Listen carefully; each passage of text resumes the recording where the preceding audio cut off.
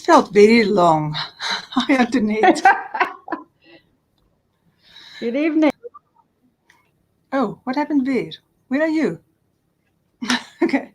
Antoinette, I don't know where you are. Come back. Okay, everyone. So this is our topic tonight. Don't quite know what happened to Antoinette. Okay, so is it possible to fix a relationship on your own? So we want to talk about that. So welcome to everyone. If you're listening, watching tonight in South Africa while it's live, then please comment, tell us you're there, give us some hearts. You know we like our audience, we love our audience. And if you are watching afterwards, then please comment, we'll come back. Right, so Antoinette is returning, right? Sorry. Where did you go to? Okay, welcome back. I don't know. It just kicked me out, but I'm back. Hi, good evening. Good evening, Great. Louise. All right. Right, so I just said we're going to talk tonight about whether we can fix a relationship all by ourselves. Is that what we're talking about? Let me double check. On your own. Okay, so let's put it differently. Can you fix a relationship all by yourself? Hell no. Can you improve a relationship all by yourself? Hell yes. How's that? I think that's a better Sounds way good. of phrasing it. Right, so I think there's a lot of people who, let me put it differently. Mostly, there are a lot of women, from my experience, wanting to fix something. That is what I see with my clients in the groups and the emails I get, that there are a lot of women quite desperate to have a man come to counseling with her or work on the relationship. And whether you're a man or a woman, the message remains the same. You cannot fix a relationship all by yourself, but you can improve it immediately. And the minute you improve it, you are opening the door to communication. And once you open the door to communication, then you have that opening where you can actually have a meaningful conversation so that somebody else can want to start participating. Right. Anything from your side, Antoinette, or shall I? So how do you do that? Let me put myself in the shoes of a woman who wants to improve their relationship. So from my side, what is your suggestion? Okay, so the very first thing to understand is that when there's a lot of triggering going on in relationships, there is 50% and there's 50%. So there's nobody, you are triggering me and you need to fix that. You triggering to me. It is I have something inside me that allows me to be triggered. So your triggers are your business. You take ownership of them, you find help for them. Your triggers are about two things. So the two things that are important to fix is this.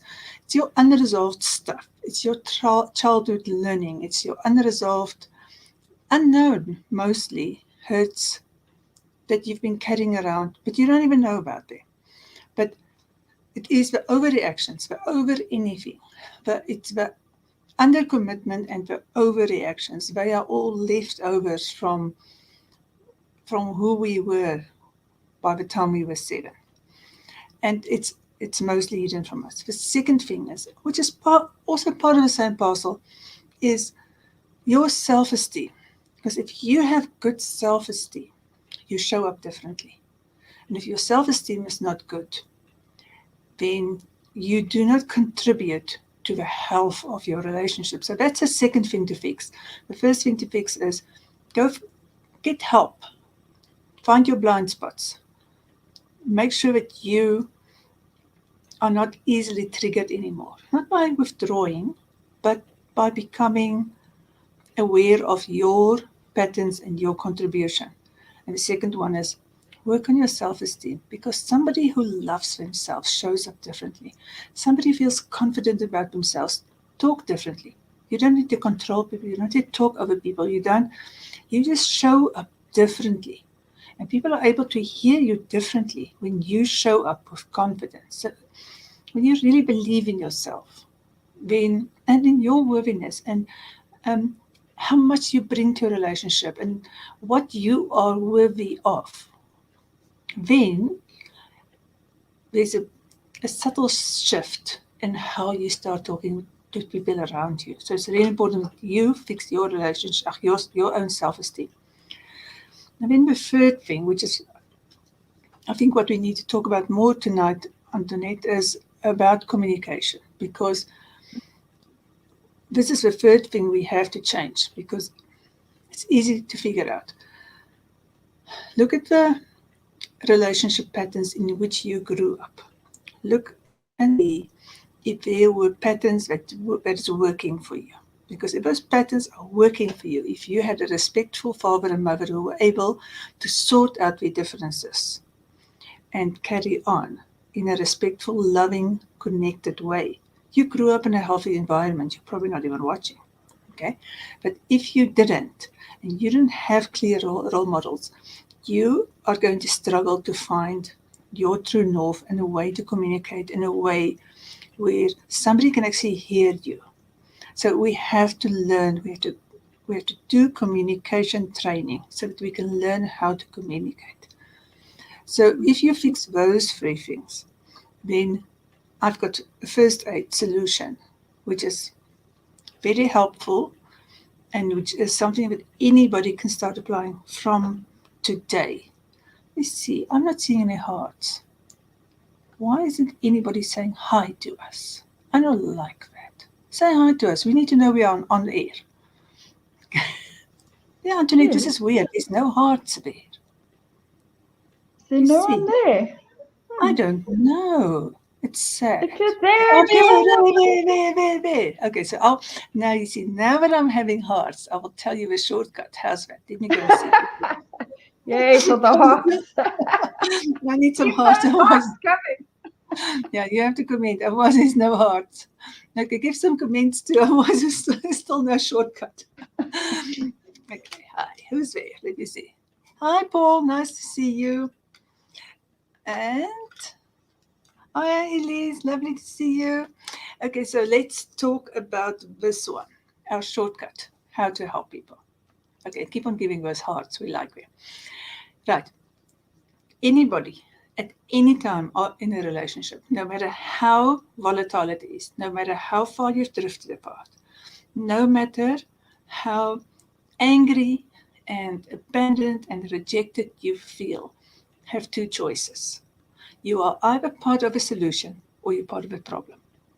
And that is like a major aha moment. Such a big major aha moment. And we like blaming somebody else. You did that and you did that and you did that. And as long as we fixated on being right and in that position, I was right, you did wrong. When we are stuck there, your relationship's going to remain a mess. Full stop. And you have to decide if you want to become part of a problem or and stay in a place where you want to be right and point fingers. La la la. Or you want to say, I've had enough of this bullshit. I don't want to live this way anymore. I want to do something that is going to be better for me, more peaceful, more relaxed, and nearer to happy when we are in the middle of that turmoil.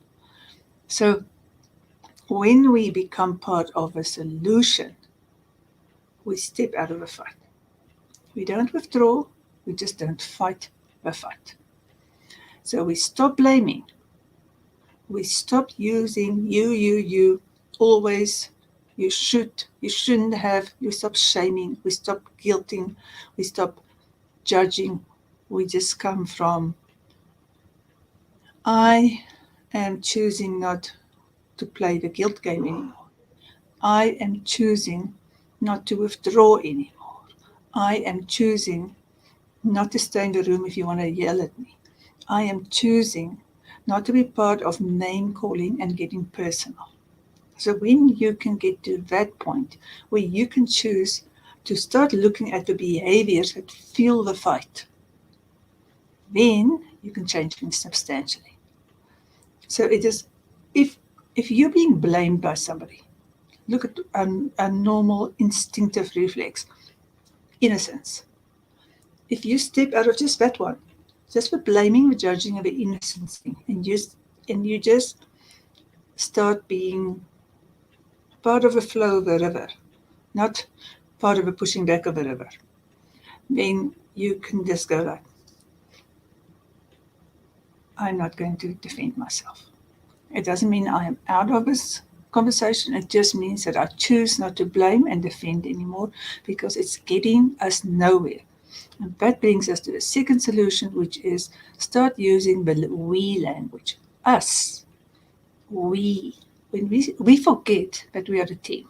We forget that we are a team in a relationship, because we become so polarized by our defensiveness, by our blaming of the other part, that we forget what was good inside and between us. And if we want to start remembering why we were together in the first place, we have to start the we language, the us language. And that doesn't make the other person right. It doesn't take away anything that anybody has done. All it means is, I'm fed up. I don't want to do this anymore. I want something better.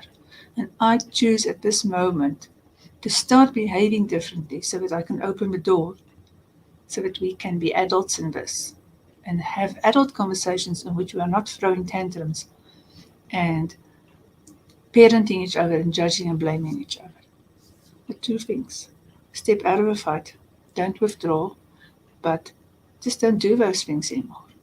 And start using the language of we. Right, Antoinette. Any questions? Any observations?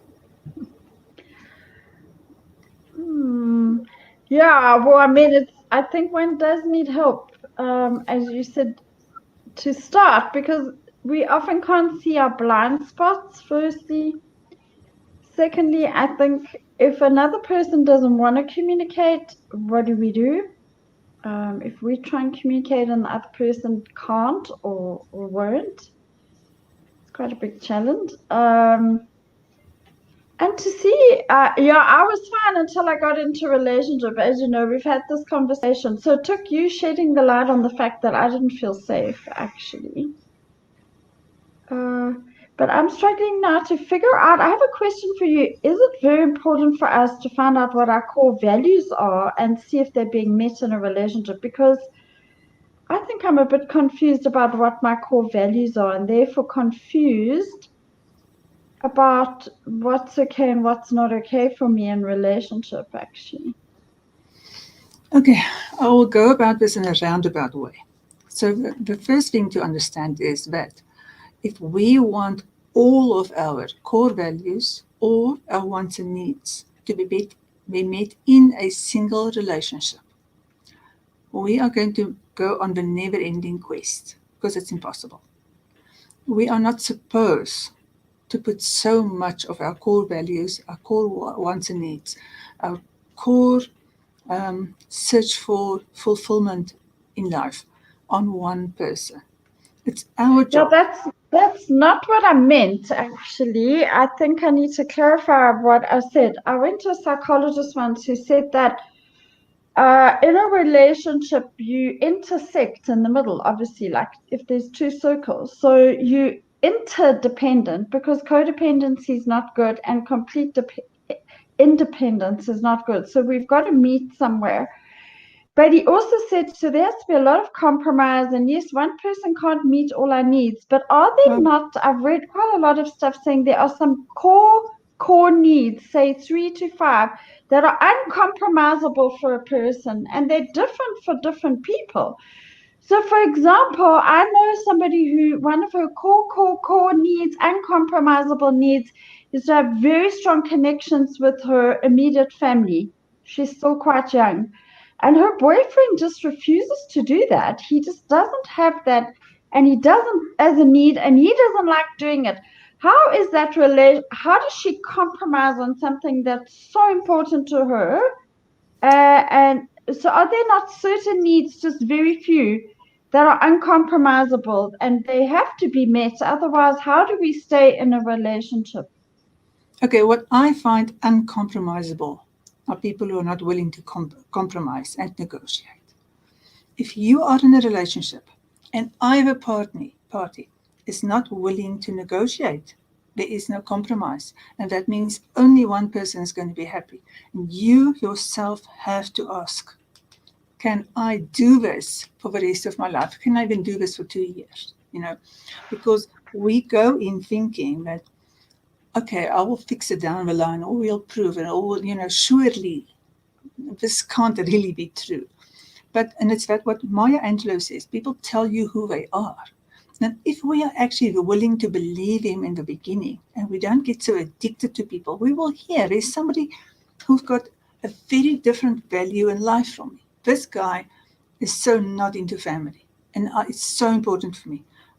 If he doesn't want to compromise, what else is he not going to be willing to compromise on? That's the first thing I want to ask you. If you are not in a relationship with somebody who is so dead set that you will not force somebody that you love, grin and bear it and eat your pork roast and your apple pie and go home, then what else is absolutely not negotiable? Because you have to look at something that is so important, and then you say, if somebody cannot negotiate on something that's so important, when it comes to the dishes and the daily stuff and the money talks and the sex talks and the communication talks, if this guy is not compromising on anything, how do we have those very important talks? So there's, and maybe this is just one thing and this is an amazing guy, I don't know. But every person needs to figure this out for himself. I personally cannot see how we can, in the long term, have successful relationships if people are not willing to constantly negotiate, because we grow all the time. I am not the person I was yesterday. You're not the person you were yesterday. We are new people. And people have the right to change their minds. They have a right at any time to negotiate a new deal. So relationships is about negotiation. And the second thing is about listening. If you refuse to listen, you are telling your partner something. Your needs are not as important as mine. So those are more important to me than the actual values. The actual values are important, but everybody has to figure out which ones are so important that they're non-negotiable. But the relationship with somebody who's not willing to negotiate, that one, somebody is going to give up everything and become a shell of themselves. And it's going to have a really hard time. That answering you. Well, it's an interesting perspective, yeah. But there's some things maybe people just can't negotiate on, but then that might be a point of departure in a relationship. But I think that's why open, honest. Yeah, but let's take religion or political views. People are very strong about things like that. So say you come from one religious background and the other one comes from a different religious background, and both people go into a relationship willing to respect the other person's opinions and listen to them. They can find a way. The children will go to this school. They'll be brought up in that way. We'll let them experience my faith. We'll let them experience your faith. We will not force anything on anybody. I won't force you to come with me. If you want to come with me, great. If you don't want to, but I do need you, core value, to respect my religious outlooks and not to stand in my way when I want to express my religious freedom. So that's the way in which people from very different opposing viewpoints can find a middle ground, because you can do it with negotiation and mutual respect. And if you don't have mutual respect, when you think, I am more important than the other one, I know better, I'll decide for the other one, I'll control the other person into doing what I want because my views are so rigid because of my lack of self-esteem. That's what it is. You need to control somebody else. You have a lack of self-esteem. You have to control the other person so that you can feel comfortable. They have to fit in with your view of the world, because you have your certainty in your view of the world, not in yourself and who you are. And then control happens. Making sense? Do you think it's important to have common interests? Yeah, definitely. You don't have to have the same wants and needs, but definitely relationships with common interests are the ones that have a longer chance of surviving. Because if we can't do pleasurable things together, we don't have enough glue that gets us through the hard times. And every relationship has ups and downs. And finding that common ground, those things that's what we are supposed to work on. We have to be slightly able to, move a bit. We have to be able to try a few new things, to give and to take, and then hopefully find the thing that you can do together, which is a bond. You will share a bond, and you will not only have hard times in your relationship, you'll have something that will help you through the hard times. Yeah, I think it's no doubt relationships of any type are our best opportunity to grow ourselves. Yeah, and it takes time actually. And it goes through different levels and layers. And I think that's why in intimate relationships, phew, it's quite something because in friendships and even families, you're not with the people all the time. There's not such a close proximity, so it's easier to work on them. In these intimate relationships, there's so many interactions and overlaps because you live together mostly, or you're married. So it's something daily. It's a daily practice that you actually have to engage in. It is a daily practice, and and we just so often just make it part of, people become part of a furniture, and the relationship becomes just something that's there and not something we work on.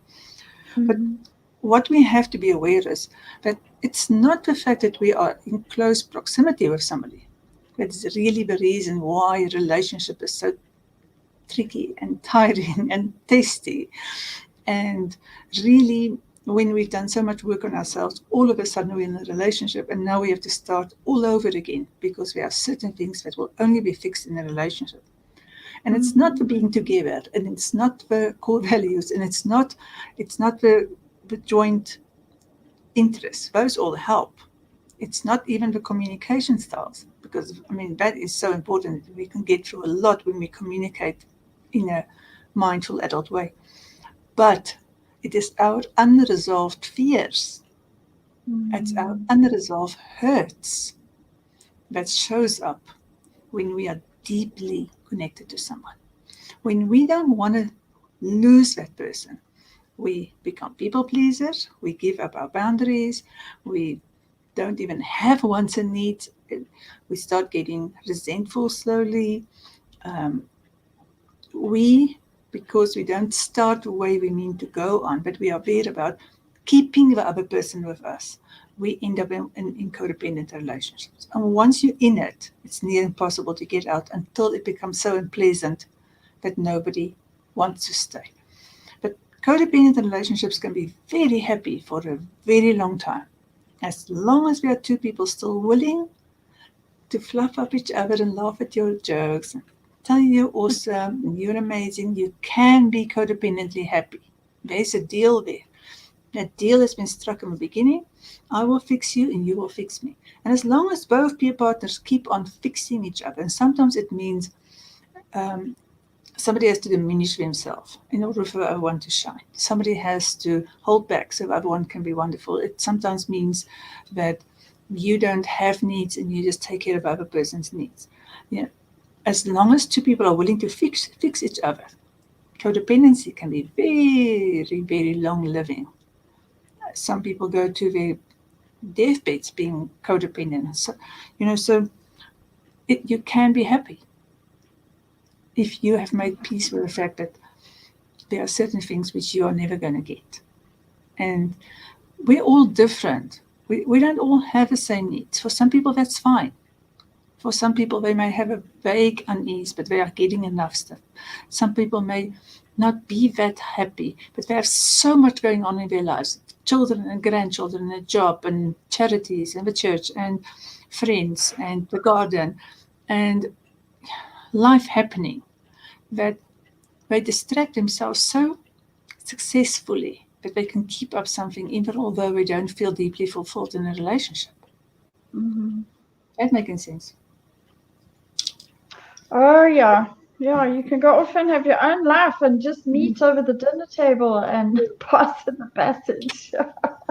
Yeah, especially if you have something in your life that you are very passionate about.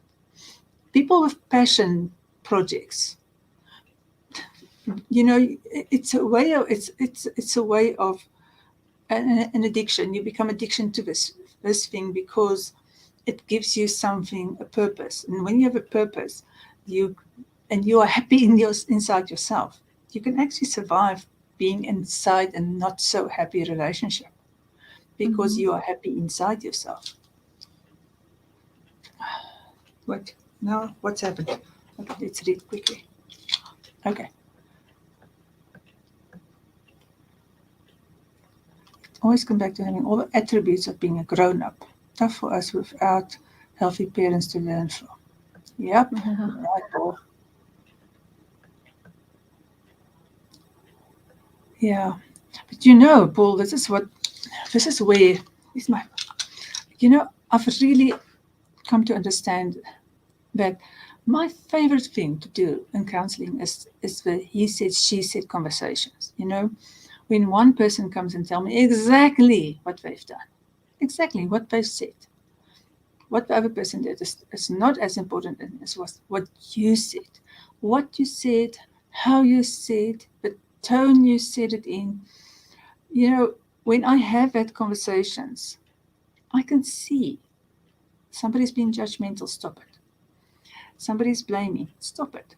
Somebody's withdrawing, stop it. And give them the right tools in the place of it. And that's the moment when you can become a change in your own life, in all of your own relationships. You still can't fix a relationship by yourself. It's impossible. It's impossible. If you have hopes of that, give them up. If there's nobody else working on that relationship, you are going to die tired. And you're going to give up huge chunks of yourself. But you can improve your relationship immediately just by starting to pay attention to your part of a conversation and dropping those things. Judgment, blaming, justifying, guilting somebody, and being innocent all the time, not willing to admit when you've done something wrong. So all of those things, very detrimental to relationships, and it causes a huge frustration. So if you notice them in yourself, you stop doing them, that's when you need to learn something in the place of it. And that something is usually called listening, not agreeing, just listening. Okay, let's see if we've got questions. I think we're all good. All good today. Okay, anything else from your side? No questions, eh? No, it's quiet. Not enough hearts. Oh, maybe we keep it short tonight, Louise. Eh? Maybe we do. And if you're all done, I like the he said, she said conversation, I'm telling you. It's a pleasure, Paul. Right? Well, I hope, and sometimes it's good to keep it short, don't you think? Yep. I think the message... quite powerful, so thank you. Yeah. Good message. Yeah. Thank you, Louise. Yeah, the message is strong. And it's the kind of thing that if you carry on too long, people are actually going to be distracted from how they can go and start changing their own lives as of today. Why do you want to wait? What are you waiting for? Yeah. Starting with me. Starting with yourself. Always take that finger that goes like this and go this way. And that's the magic of it. Okay, so we're going to go off. It's quite an amazing one. The shortest shortest one in history, but that's fine too. Having a quiet night for Antoinette. Yeah. Okay, I'm so feeling quiet tonight. I don't know why. Obviously, everyone else is as well. Hey? I had a day off. I feel quiet too. Oh, you had a day off. That's amazing. It's Yay. quite amazing. I've stayed in bed the whole day and I read. Well, Yay. mostly. Well, mostly. Okay. And then, you know what, because of this day off thing, I think we need to change to a Wednesday. So everybody is used to the Tuesday thing. We will be doing this announcement soon that the Tuesday thing is not going to be working anymore. Because then, honestly, an hour before the time I remember it, I haven't sent the email. Then maybe I should send the email. So it's not quite working for me. Okay. Antoinette, thank you. Thanks for your Thanks, thoughtful Louise. questions. And thanks everybody for being here. And keep on posting those comments. We'll go back in, share. You know people who need this, so go out and share, please. And thank you for coming and showing up. And lots of love to everyone. Yes, good night. Lots of love. Thank you, Louise.